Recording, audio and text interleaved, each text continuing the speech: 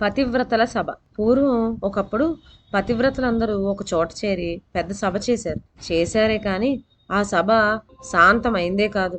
ఏమంటే ఏ సభకైనా ఒక అధ్యక్షుడో అధ్యక్షురాలో ఉండాలి కదా. మన సభకి ఎవరిని అధ్యక్షురాలుగా ఎన్నుకుంటే బాగుంటుంది అన్న సమస్య వారిలో వారికే తెమిలింది కాదు. వాళ్ళల్లో ఎన్నో పార్టీలు ఉండటం చేత వాదోపవాదాలు చెలరేగి 4-5 గంటలు చర్చ జరిగాక ఒక నిశ్చయానికి రాలేక సభ చాలించేసి ఎవరిళ్లకు వాళ్ళు వెళ్ళిపోయారు. వెళ్ళి ఊరుకున్నారా? సరస్వతీదేవి వెళ్ళి భర్త అయిన బ్రహ్మదేవుడితో చూశారా ఏం చేశారో వాళ్ళంతా? నేను మహాపతివ్రతను కానా? పతివ్రతను కనుకనే కదండి నన్ను మీరెప్పుడు నాలుక మీద ఉంచుకుంటున్నారు అంది. సరస్వతిలాగే లక్ష్మీదేవి విష్ణుమూర్తితో ఫిర్యాదు చేసి ఈ లోకంలో నాకంటే పతివ్రత ఎవరు? నన్ను మెచ్చుకునే కదా నాకు మీ వక్షస్థలం మీద చోటిచ్చారు అంది. పార్వతి వెళ్లి భర్తతో మీరు నాకు అర్ధ శరీరమే ఇచ్చేశారు, మహాపతివ్రతననే కదా అని అడిగింది.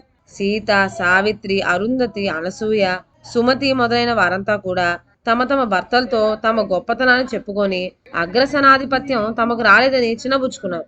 ఇంతలో నారదుడు ఎక్కడి నుంచో వచ్చి ఒక్కొక్క పతివ్రత ఇంటికి పనిగట్టుకు వెళ్ళి ఏమమ్మా నీకంటే మహాపతివ్రత ఒక ఆమె భూలోకంలో ఉంది సుమా అని చెప్పిన ఆరంభించాడు. యమధర్మరాజు చేతిలోంచి భర్తను బ్రతికించుకొచ్చాను నేను, నాకంటే గొప్పదా ఆమె అంది సావిత్రి. మానం కాపాడుకొనటానికి త్రిమూర్తులను కూడా పసిబిడ్డలుగా చేసి పాలిచ్చాను, నాకంటే గొప్పదటమ్మా నువ్వు చెప్పినవాడు అన్నది అనసూయ. భర్త ప్రాణాలు కాపాడటానికి సూర్యుడు ఉదయించకుండా చేశాను, నాకంటే గొప్పదంటావా ఆవిడెవరో అని అడిగింది సుమతి.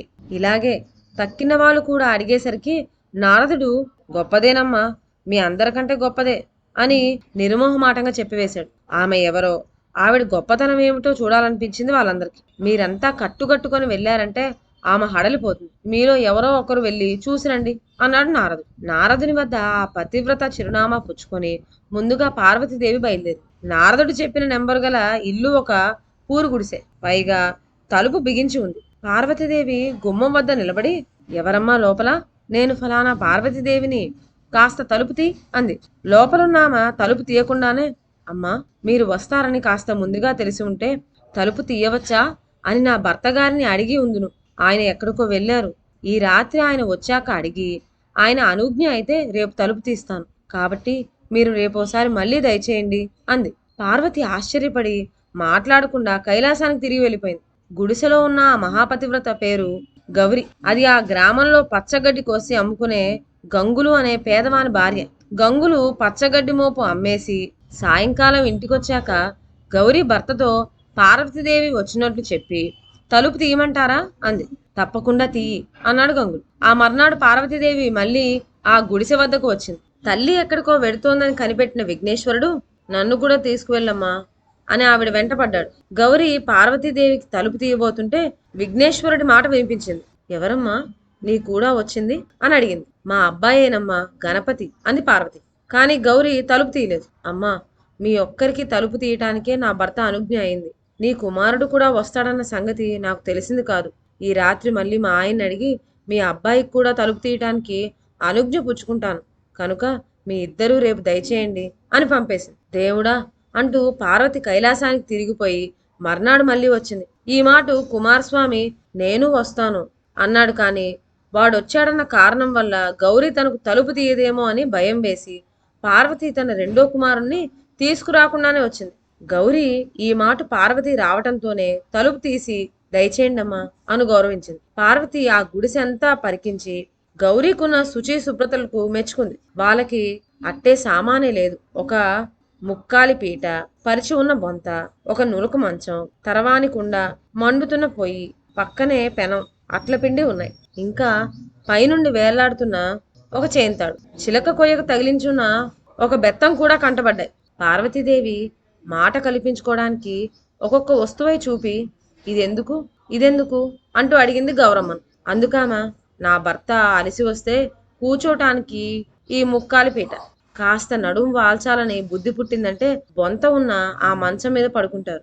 ఆకలి వేస్తోంది, అన్నం అన్నట్లయితే తరావని కుండలో అన్నం సిద్ధంగానే ఉంది, అన్నం వద్దు వెచ్చవెచ్చగా అట్లు వేసి అంటే అప్పటికప్పుడు మొదలెట్టకుండా పిండి, మండుతున్న పొయ్యి అన్నీ సిద్ధంగా ఉంచాను అని బదులు చెప్పింది. ఆ పేదరాలు భర్త కోసం చేసిన ఏర్పాట్లన్నీ చూసి పార్వతీదేవి మెచ్చుకుంది. కానీ ఆవిడకు ఆ త్రాడు, బెత్తం ఎందుకో మాత్రం తెలిసింది కాదు. వాటిని గురించి అడిగేసరికి గౌరి, అమ్మా, నా తెలివి తక్కువ పని వల్ల ఎందుకైనా నా మీద నా భర్త కోపం వచ్చిందనుకోండి, అప్పుడు ఆయన నన్ను ఆ రాటకు కట్టేసి బెత్తం పుచ్చుకొని కొట్టవలసి ఉంటుంది. పొద్దస్తమానం అలసి వచ్చి అప్పటికప్పుడు తాడు, బెత్తం కోసం వెతుక్కోగలరా? అందుకనే సిద్ధం చేసి ఉంచాను అంది. ఆ మాటలు వినటంతోనే పార్వతీదేవి ఆశ్చర్యానికి మితి లేకపోయింది. మహాపతివ్రతలం అని పేరు పడ్డ మనమంతా మొగుడు కోపం వచ్చి కొడితే ఎదురు చెప్పక పడి ఊరుకున్నామే గాని ఈమెకు మళ్ళీ తాడు, బెత్తం సిద్ధం చేసి ఉంచలేదు.